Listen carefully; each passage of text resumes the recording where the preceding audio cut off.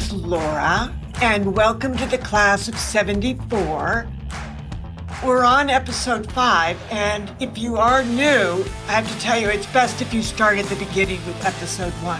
But then again, I know people who read the end of novels first to see if they want to read the book, which I don't pretend to understand, but some people do that, so I don't know, maybe you want to do that with this podcast. Whatever you want to do, you can do.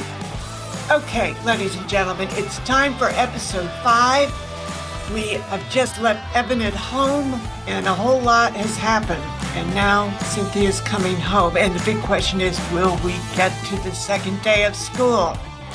Yes, we will. Promise. And have a blast, everybody.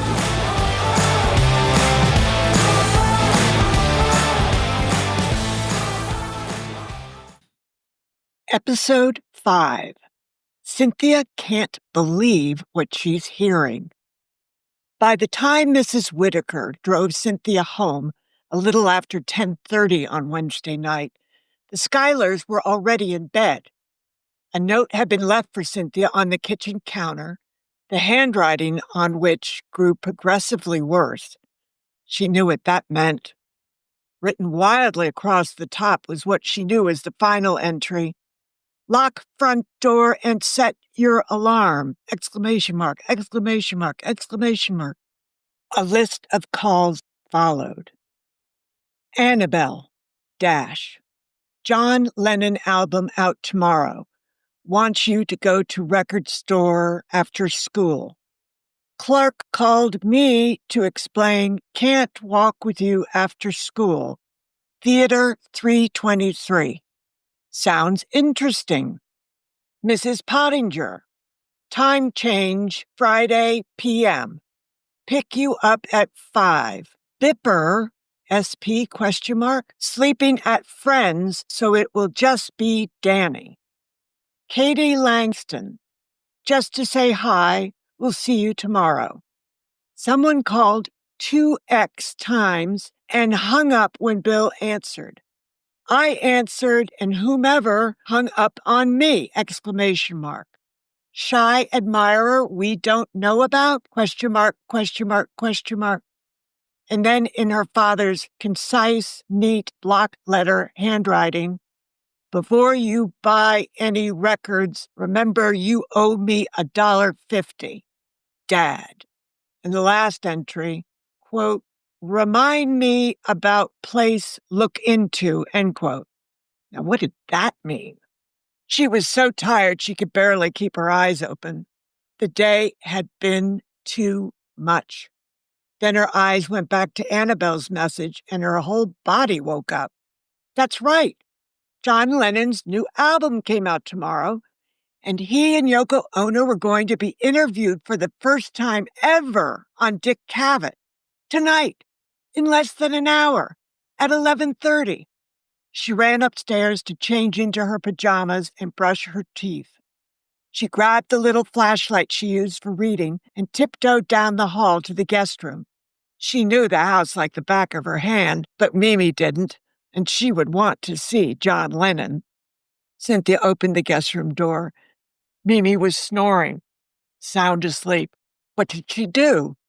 This was a once-in-a-lifetime event. This was history.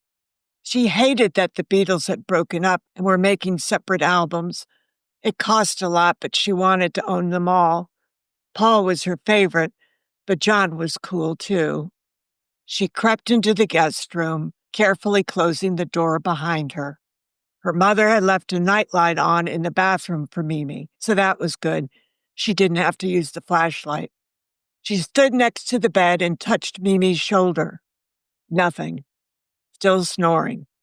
She gave Mimi's shoulder a tiny shake, and with a snort, Mimi abruptly stopped snoring and rolled away from her.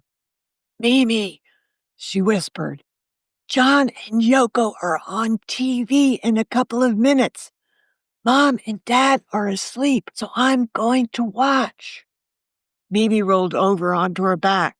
Cynthia, she said loudly, we have to keep our voices down, or my parents will wake up and tell us we have to go to bed. Hi, Mimi whispered. Hi. How do you feel? Like I broke my nose.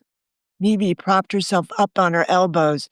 Your parents got bombed tonight. They were dancing outside and then they started fighting about something. I didn't know what to do. Oh, I'm sorry, Mimi. No, it was okay. Actually, it was better. The drunker they got, the nicer they were to me. When I told your mom I didn't like pork chops, she made me a grilled cheese sandwich and tomato soup. Then later, your father brought me a bowl of ice cream to eat in bed. Cynthia smiled. Yeah, he does that sometimes when somebody's sick.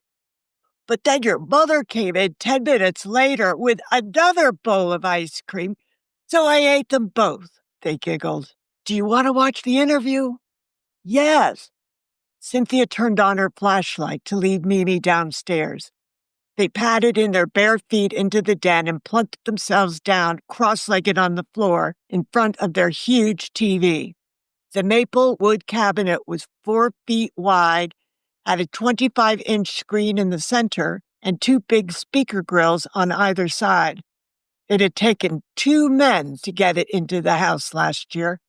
It was way too big to stand on legs like their old TV, so the cabinet sat directly on the floor, standing about 3 feet high, and by sitting on the floor in front of it, it was almost like being in a theater. Cynthia put the flashlight down and crawled over to get the remote on top of the set. This was the best thing about the TV because she didn't have to get up every time her parents wanted to change the channel. I have a tab I can split with you, Cynthia whispered, coming back. I hate tab, Mimi said. No wonder they didn't hang out much. How could she hang out with someone who hated pork chops and tab? Cynthia turned the set on, quickly turned the volume down, and turned off the flashlight. The Dick Cavett Show was on ABC, Channel 7, but the news was on now. My dad said that he got the Imagine album for me last night at a party in Los Angeles. How did he do that? It's not supposed to be released until tomorrow. He said some guy from Apple Records gave it to him out of the trunk of his car after the valet brought the car back. Well, that's so cool, Cynthia said. What's your dad doing out there anyway? He's opening a Tyler and Beck's in Beverly Hills. Wow. You mean for, like, movie stars? She nodded. Dad says New York needs to teach Beverly Hills how to dress. Mr. Watson was what Cynthia's mother called very tickety-boo, which meant he was perfectly groomed and very well dressed. He was a leading arbiter of good taste for high society women, kept crazy hours, and entertained a lot, too. He had a company apartment on Central Park South where Cynthia once stayed overnight a long time ago when Mr. Watson took she and Mimi to see Oliver on Broadway. I'm going to try to buy the album for Evan tomorrow, Cynthia told her. He has to stay in for a few days. That guy who called him that word, the word we promised Mom we wouldn't use anymore. You mean faggot? Right, that one. That guy beat him up this afternoon. Mimi was shocked. At school? In school. He had a concussion, a cracked rib, and a bruised kidney. And I missed it, Mimi said. He's going to be all right? Yeah, eventually. What's going to happen to the guy who beat him up? I'm not sure. Dr. Whitaker says he's sick, and some doctor took him away to a hospital. He's like sick crazy? Sort of. He was taking something that was making him crazy. You mean like heroin? No, something legal, but something still pretty bad. Anyway, they took him to Terra Meadows. That's where they took my mother's friend when she was hooked on diet pills, Mimi reported. She looked at Cynthia quizzically. If you're buying Evan the album, you guys must be back together. Sort of. We were talking about going out Saturday night, but I don't know if it's real. I mean, I love him, but you guys will always be together. You're like Sonny and Cher. Always say you're breaking up, but you never do. Cynthia glanced at the TV. They were doing the weather. She better hurry up. She grabbed the flashlight and jumped up. I'm getting that tab, Mimi. What would you like? They're going to be on in a minute. Maybe your parents left some wine around. Not a chance, Cynthia said, turning on the flashlight and going into the kitchen. At least not any that's open. She walked into the pantry to look around. How about a 7-Up? That would be good.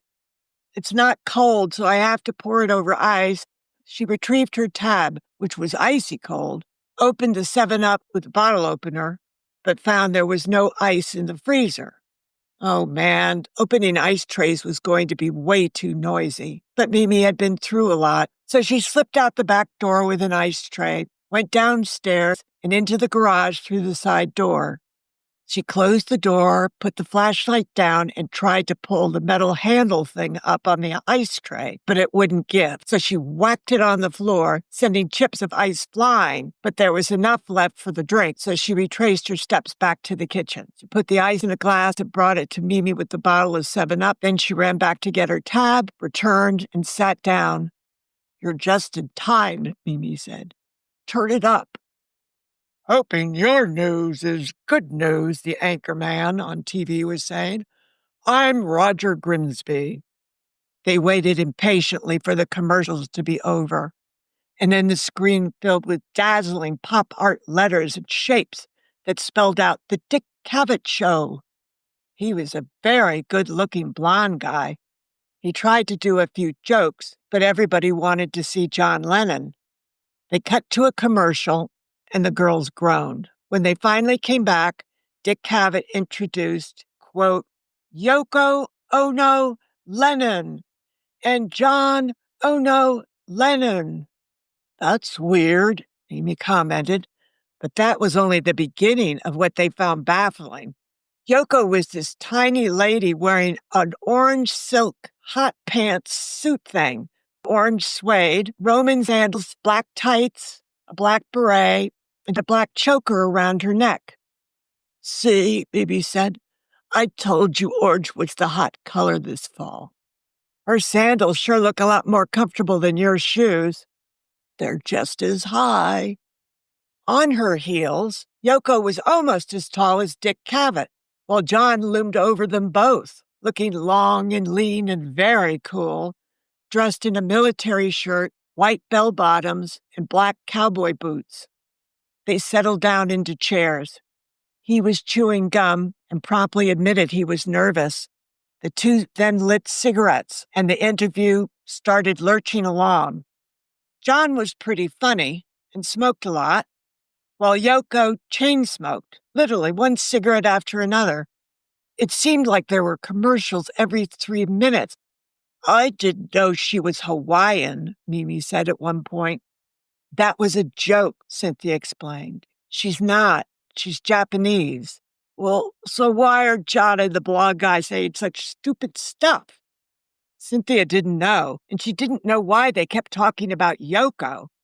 John didn't want to talk about the Beatles, that was for sure, and Dick Cavett did. But then instead of talking at all, they ran a film Yoko made. It was of a fly crawling around on some naked lady, making all kinds of weird, high-pitched sounds and screaming noises in a voice that sounded suspiciously like Yoko. Mimi and Cynthia looked at each other. This is cuckoo, Mimi said. Then they talked about Yoko's book, which didn't sound like anything Cynthia would want to read. John started talking about making films, and that was interesting. He kept saying it was like writing music, but doing it visually. Then Yoko started telling a story about being so shy that when she had to meet a composer one time, she wore a big bag over herself, and then she wasn't scared to talk to him. Then John said if a black man wore a bag over himself for a job interview, his interviewer would be colorblind. Then two of their friends wearing bags over them came up from the audience, and John talked about how if everybody wore bags, people wouldn't be so bigoted and the world would be a much better place. Cynthia thought maybe that was right. More commercials, one after another.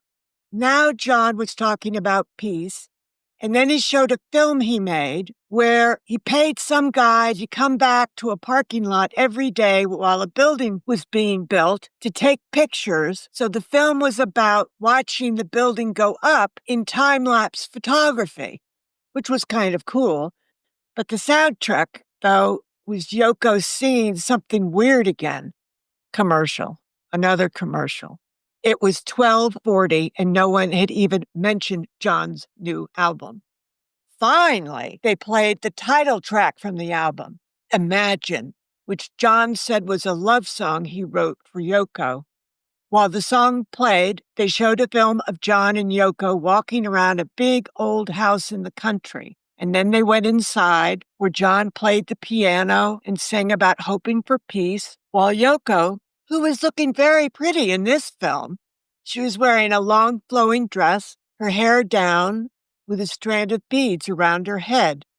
She was walking around this huge room, opening the blinds of one floor-to-ceiling glass door after another. Once they were all opened and light was flooding into the room, she walked over to sit next to John at the piano. He finished singing, and they kissed. Cynthia loved that part. After another bunch of commercials, John sounded annoyed as he shot down one false rumor after another, like Lucy in the Sky with Diamonds was about LSD. Not true. It was something his little boy said. Lucy's in the Sky with Diamonds. And Yoko broke up the Beatles. That was also wrong. Then they started talking about drugs, and John asked when was society going to look at why people rather blot out of their lives. Why people rather blot out the reality of their lives instead of being present in them. Then suddenly John started talking about how he got to see his son at the estate they saw in the movie every weekend, while Yoko's ex-husband wouldn't allow their daughter to see her own mother. Quote, our daughter is being withheld from her, end quote. Then he looked into the camera and said if the little girl was watching, she should know they have this big, beautiful house waiting for her to come and visit them. That was sad. Suddenly, the interview was over. Cynthia and Mimi were so sleepy at this point, their eyes were rolling back in their heads. Cynthia put the remote back on the TV set, and in the front hall, when Mimi said she didn't want the 7-Up anymore, Cynthia stuck the glass and bottle in the back of the front hall closet. She'd figure out what to do with it tomorrow. Cynthia escorted Mimi to her room, where Mimi climbed into bed. It was weird watching them, wasn't it? Yeah, Cynthia agreed. But they did seem very happy, didn't they? Like they're in love, I mean. Didn't they seem like they were in love? Cynthia had to agree. She also thought he had to be in love with Yoko because any other guy would be making fun of her outfit and her talking like Minnie Mouse, but all he did was brag about her artistic accomplishments. And that was good. She just wanted to know more about John, that's all.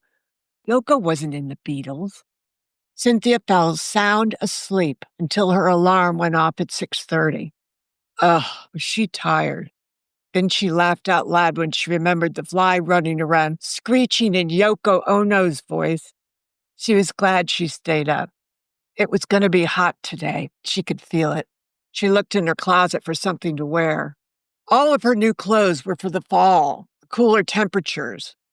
What to wear? A dress, maybe? She said it was going to be over 90. She had a cool dress from last spring she got to wear to her cousin's wedding, but it was a little dressy for school. On the other hand, it was sleeveless and short. It was dark blue, had a V-neck trimmed in white, one side of which plunged diagonally down to her lower waist, where it went all the way around to create a mock skirt. She needed to try it on with her new bra. When she opened her other closet door to look at herself in the mirror, she was pleasantly shocked by what she saw and wondered if maybe she should wait to wear it to a dance or something. It was that kind of outfit where people who always saw you in pants and shorts were taken back when they realized it was you. She had nice legs. The dress showed them off. But it was the better bust that made the dress look so much better than it had looked at the wedding last year. Then she remembered what happened in the intersection yesterday, what that boy did, what those boys did. She'd look more grown up if she wore this dress to school today. Was that good or bad in terms of attracting the attention of creeps? Someone once told her that wolves always looked for a solitary lamb to attack, and that's why girls needed to stay in groups. This insight had come to mind several times since yesterday. Had L. Klumacher picked her because she had been walking by herself? She supposed that between classes she should walk with someone, but then she thought, why should she have to? Most of the time she preferred to walk by herself so she could go wherever she wanted. All right, she was wearing the dress and the one bangle bracelet she owned, which was gold. But could she get into her blue shoes? Did she have to wear pantyhose? No pantyhose. Her legs were still tan. She put on a pair of nylon peds, but could barely get her old blue shoes on. When she walked into the kitchen, her dad was just putting down his fork. She could see by the scant remains on his plate he had eaten eggs and leftover pork chop gravy on toast. It was a Southern thing, he always said about his preferred breakfasts, although half of his ancestors had been in upstate New York for over 300 years. What was a Northern thing, Cynthia wondered? Maple syrup? She took a cup of Dannon strawberry yogurt out of the refrigerator, took the waxy lid off, threw it in the garbage, grabbed a spoon, and started stirring the syrup on the bottom. She happened to look up and found her father staring at her, holding the coffee percolator over his cup. What's wrong? She asked, coming over to the table. For a second, I didn't recognize you, he said, proceeding to pour his coffee. He put the percolator down and slapped his jacket pocket, looking for his cigarettes and lighter. He smoked Pall Malls, which didn't even have filters. He tapped one on the table to pack the tobacco in and struck a light on a Zippo, lit his cigarette, inhaled deeply, and exhaled, resting his elbow on the table. You look nice, kiddo. Something special going on? She shook her head. It's going to be hot today, that's all. He took a sip of coffee. I wish I could go sleeveless today. He checked his watch. Knew I should have been a biker. Yeah, right, Cynthia thought. Her father on a motorcycle. That'll be the day. Dad, about that $1.50 I owe you, she began. Let me guess. You can't pay me back for some incredibly important reason. No, I could pay you back, she told him.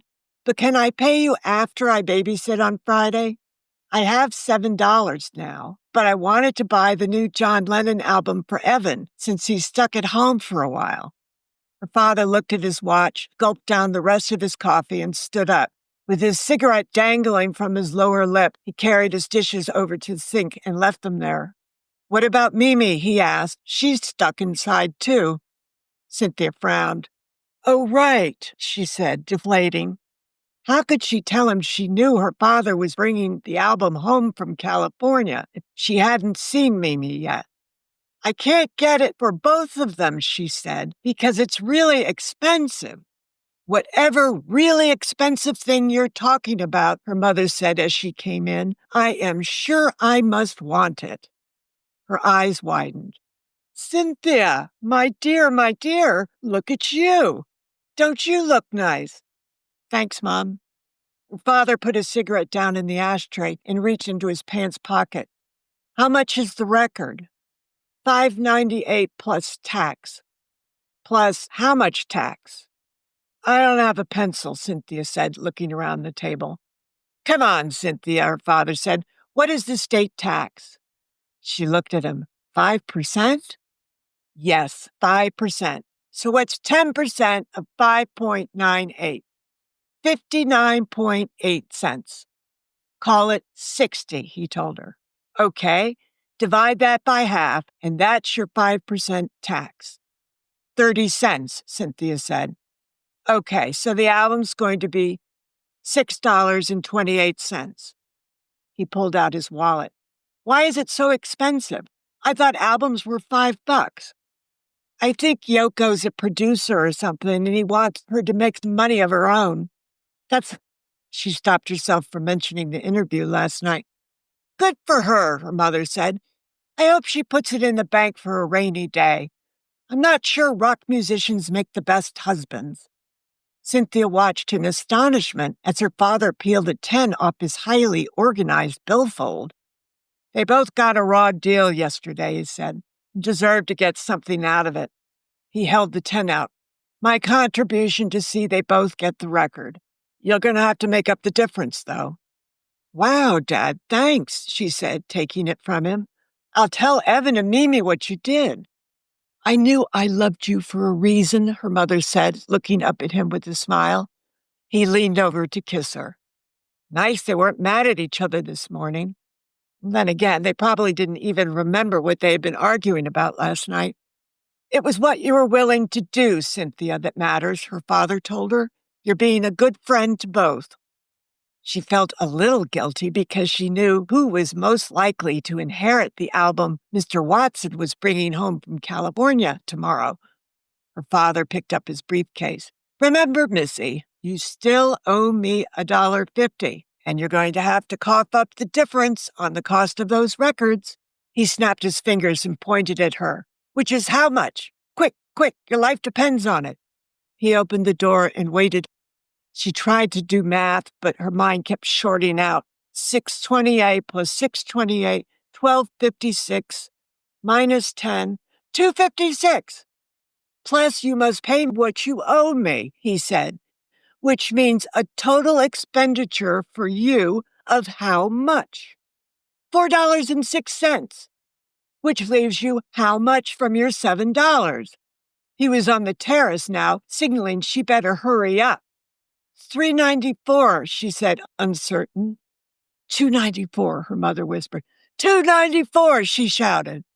He saluted the correct answer and went down the stairs towards the garage. Thanks, Mom. I should give you half. She scraped the last of the yogurt into the spoon and ate it, tossing the container in the garbage. I'm going to the record store after school, okay? And then I'll come home and give Mimi her album. I think she'll be happy, don't you? Her mother smiled. I know she'll be happy. And then maybe you can give me a ride to Evans? And then maybe you can ride your bike, she countered.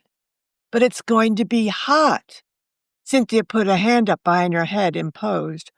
Oh, my dear, how can I continue to look very nice if I'm sweating all over the place? I want to see how Mimi's doing today before I make any plans. Oh, when the newspaper comes. The Brighton Review came out every Thursday like clockwork. We need to look at the information about a telephone hotline they're starting up. A hotline for young people to call when they're feeling blue or facing a crisis of some kind. It's anonymous and confidential, the idea being young people have someone they can reach out to when they have a problem. And you want me to call it? Cynthia asked, a little confused.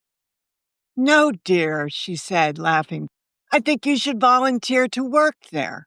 They're going to do a training program for high school students to man the phones. They'll make sure you have all the appropriate numbers and resources to help with a whole host of problems. You have a good head on your shoulders, dear, and a way with people. Reverend Forth agrees with me that you'd be terrific. Reverend Forth, pastor of the Episcopalian church her mother belonged to, St. James, was competing for Cynthia's soul with Dr. Theodore, pastor of her father's church across the street, Sagamore Presbyterian. With St. James, all she had to do was go to services with her mother and say she was a member, and she'd be a member. But for her father's church, she had to attend communicants class, which she did last year, and then go through a ceremony. Cynthia had not yet committed to either church, alternating with her parents on Sundays, if they went. They've hired a counselor to run it, her mother continued. When he was in, I think Reverend Forth said 8th grade, a friend of his killed himself over Christmas vacation while he was away with his family. It's haunted this young man ever since, thinking if there had been some other young person his friend could have talked to, he might not have done it. But I'm only 15, Mom, Cynthia said. Who'd want to talk to me? You'd be good, darling heart. She shrugged. Well, okay, if you think so. I'm interested. She set out in her dress to walk to school, feeling pretty good. She was looking forward to casually letting it drop that she had watched John and Yoko last night. At the Allertons' driveway, Clark was hurrying her way in the manner he always did, which was sort of loping along sideways. He stopped short, about 10 feet away, and drew himself to his full height. Say, he said as he unbuttoned his top button, you look nice. Do you have a funeral to go to? He was so weird. No funeral, Cynthia said. Just a hot day and I want to stay cool. Okay. They started walking. Do you know how Mimi's doing? She's black and blue, but getting better. She slept over last night and... Hey, Clark, can you keep a secret? Depends on what it is. Come on, Clark.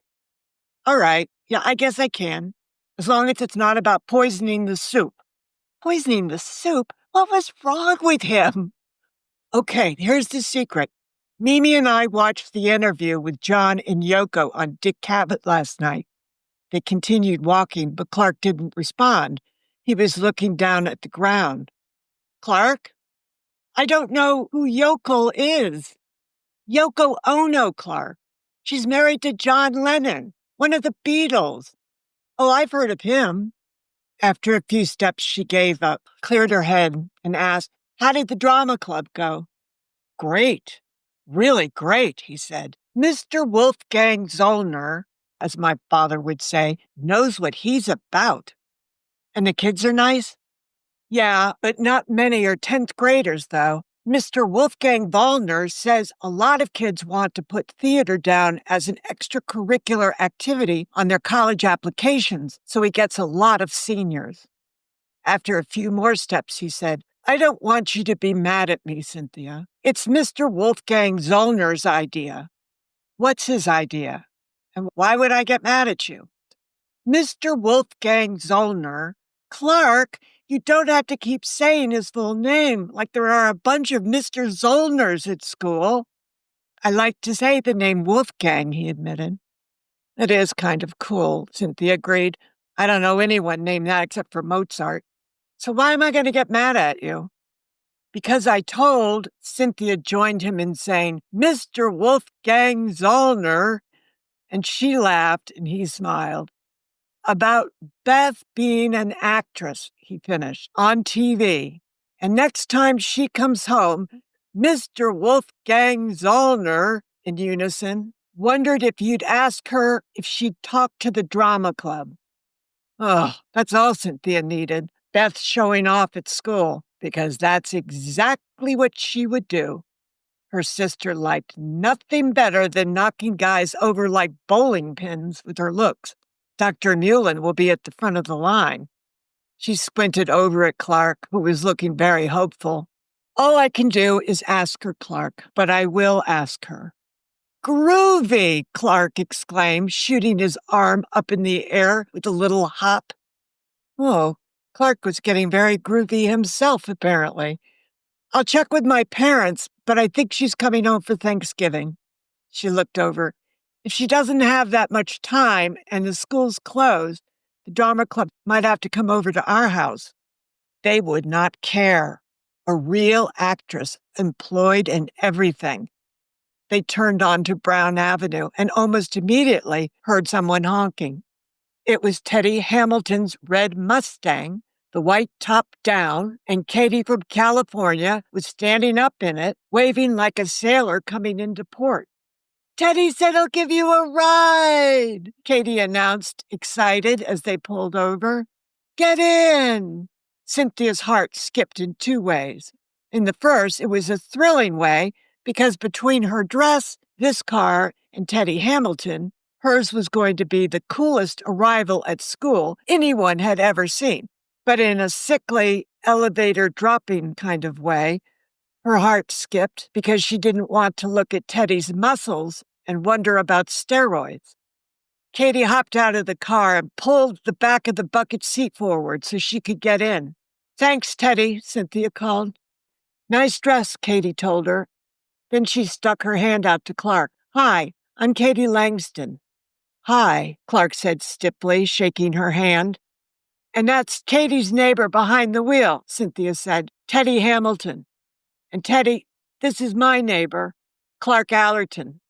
It looked like Clark was having trouble fitting his big briefcase through the opening, and Cynthia suggested he take it in over the side of the car. But when she grasped the handle and he let go, it was so heavy she was nearly pulled out of the car.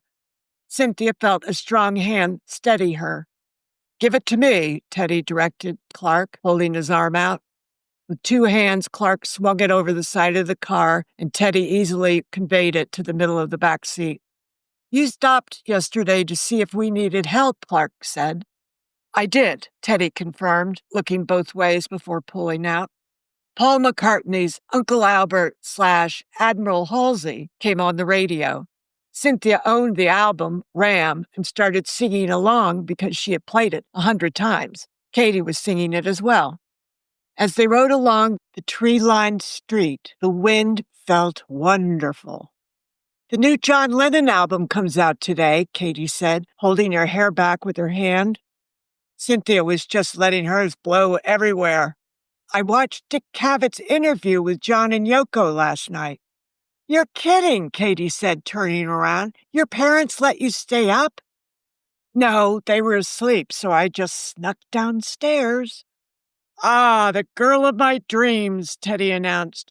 "Pretty dress, pretty girl, pretty fun because she knows how to sneak out at night." Cynthia felt herself blush. Did he just call her pretty? "What was the interview like?" Katie asked. Cynthia was completely distracted. "Good, but it was a little strange. Yoko is really something else." As they sailed past the buses and students gathered at the end of C Wing, Cynthia smiled broadly and waved to the crowd as a whole. But then she saw Suzanne Slater and really waved, and Suzanne, who was standing with another girl, smiled and waved back. Yes, Cynthia thought. Teddy pulled around the front of the school and parked in what Cynthia thought was supposed to be the teacher's parking lot. He climbed out and pulled his seat forward and held his hand out to Cynthia. His arms and shoulders were huge. But it could just be from lifting weights, couldn't it? She took his hand and let him pull her up and out. "Thanks," she said. "And thanks so much for the ride. It's such a beautiful car." "You're welcome." "Thank you, Mr. Hamilton," Clark called. "I never rode in such a sporty vehicle before." "Teddy. Call me Teddy." He turned to Cynthia. "What's his name?" "Clark." "Call me Teddy, Clark." "Good morning, Mr. Hamilton," a male voice said. It was Principal Mullen. He looked at the four of them and nodded to Cynthia. "Miss Schuyler." "Hi, Dr. Mullen," she said. "You all rode together to school this morning?" "Yes, but wait, Clark called, running off. "Mr. Wolfgang Zollner, I have news." Wait, he called, chasing after the teacher. Cynthia wondered what the principal must think of her, hanging out with Teddy after everything that had happened yesterday. "Teddy just pulled over and offered us a ride," Cynthia explained. "Katie, this is the principal, Dr. Mullen. Dr. Mullen, this is Katie Langston, who just moved here from California." It couldn't have been Teddy who coerced Victor Ronsky to take steroids, could it have been? It had to have been the other co-captain. "Ah, I know the name, Langston," the principal said, offering his hand. "I spoke to your father on Monday. I understand he was just transferred with AT&T. "Yes," she said, shaking hands. "He was worried we couldn't accommodate you on such short notice. I trust that you're settling in all right?" "A few scheduling program problems, but that was all." "But it's sorted out now?" the principal asked. "Yes." "Good. Have a good day, everybody." He walked away. They murmured for him to have a good day, too. Cynthia turned to Teddy, who was getting a gym bag out of the trunk. "Who's co-captain of the football team?" "Oh, Kevin Bassel was supposed to be," Teddy said, closing the trunk and locking it with his key. "But he's in a Florida hospital with spinal meningitis." That's very serious, Katie said. I mean, really serious. Bacterial infection around the brain and spine, Teddy said.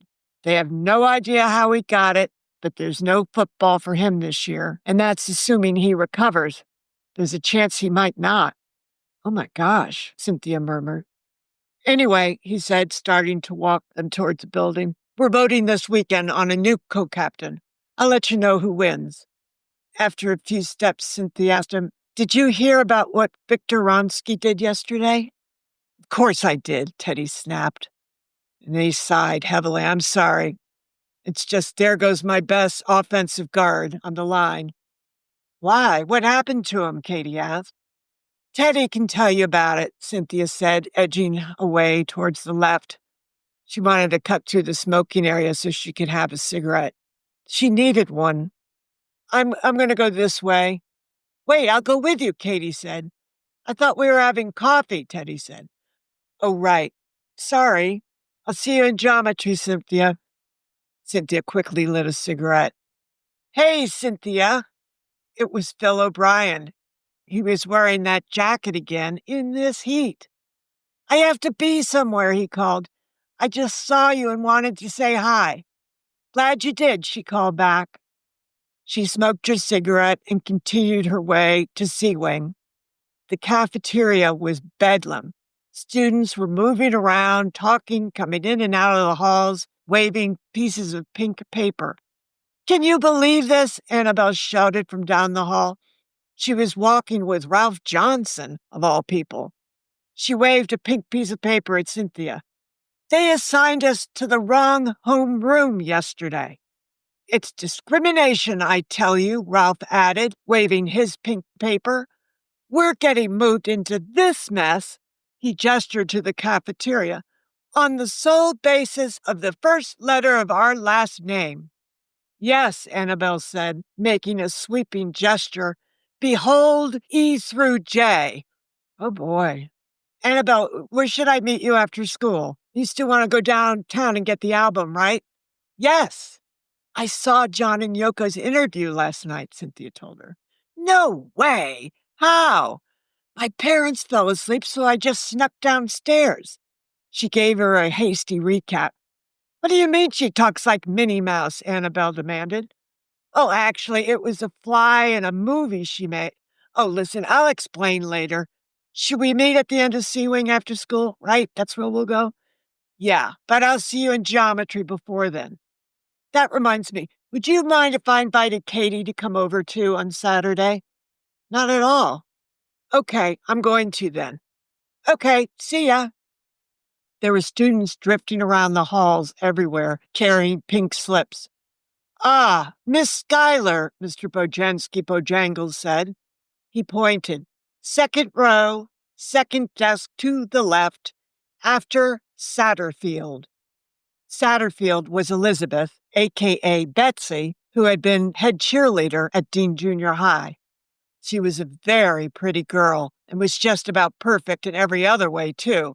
Well-behaved, always did her homework, didn't smoke, always smiling.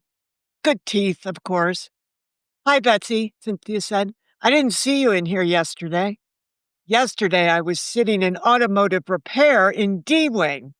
Cynthia laughed, sitting down. Oh, my gosh, really? Really? They've messed this up royally. She leaned toward Cynthia and said in a low voice, I saw you in Teddy Hamilton's car. Do you know him well? No. A friend of mine is his next-door neighbor, and she talked him into picking me up and my neighbor on the way to school. This wouldn't be the new girl from California, would it? Cynthia nodded. Katie Langton. Betsey's eyes narrowed slightly. She's not going up for cheerleading, is she? I don't think so. She doesn't seem like the type. Betsey cocked her head to the side and lifted her eyebrows. And what do you think is the type who becomes a cheerleader? Uh-oh. She seemed to have ruffled a few feathers here. A type like you, Betsey. Beautiful, smart, athletic, and popular. Someone who cares a great deal about the school. And Katie's only lived in Brighton for 3 days, so I doubt she cares very much. Betsey's voice got even lower. I hear Teddy Hamilton likes her. He might. Suddenly, Betsey looked as though she might cry. She was on the verge of tears. Are you okay? Cynthia asked her. No, she said, looking down at her desk. That's a pretty dress, by the way. Oh, thank you. Cynthia leaned forward. Is it about Teddy? She shrugged. Not really. Him liking the new girl from California is just another thing on the list. After a moment, Cynthia asked, what's at the top of the list? This morning, she said, her eyes starting to fill, my mother called me the black cloud of the family. Cynthia started to laugh, but quickly realized she was hurting Betsey's feelings.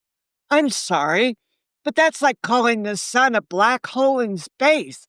It's the exact opposite of what you're like. She sniffed, wiping the corner of her eye with the back of her hand. Thanks. It's true, Betsey. I don't know anyone who's more perfect than you are. Thanks. Clay Seton entered the classroom. Mr. Bajanski called him over to briefly speak and then pointed at the desk next to Cynthia. Clay Grinty came over.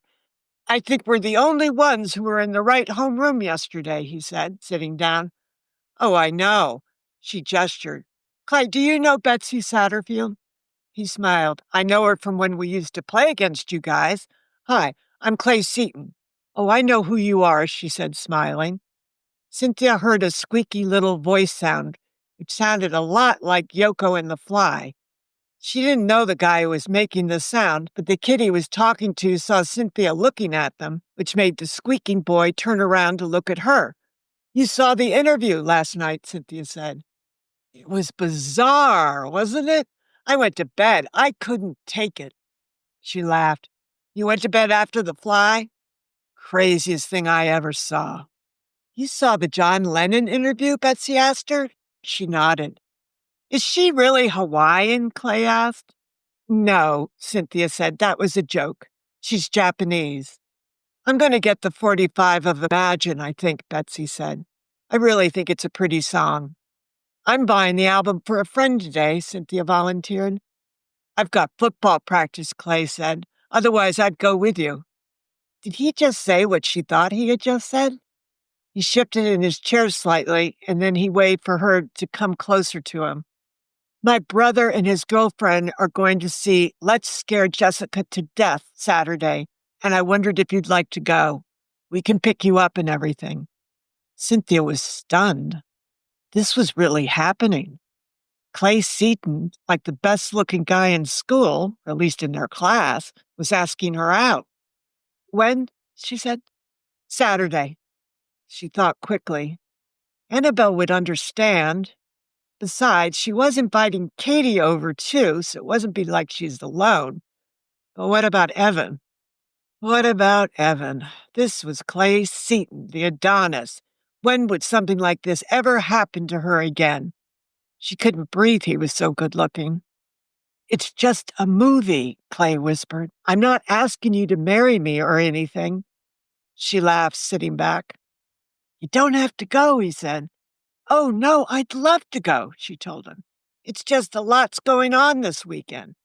I'm wondering, she met his eyes, if you'd ever ask me again if I say I can't this weekend. He offered a quick smile. Oh, I'll ask you again. So why don't I ask you now? Let's say a week from Saturday. We'll do something, okay? Okay, she said, her heart pounding. He leaned toward her again.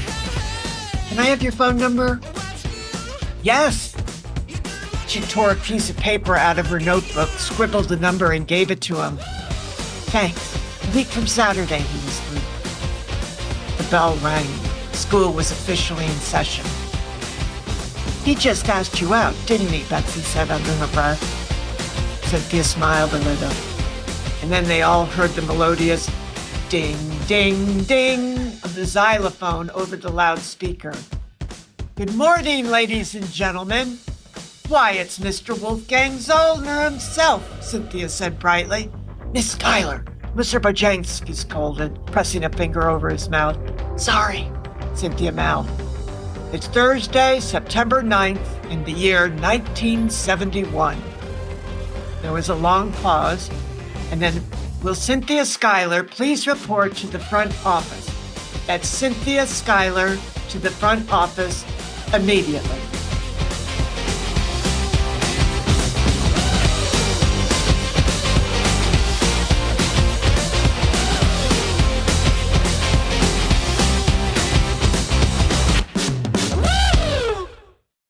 Oh, things sure are humming along for our Cynthia.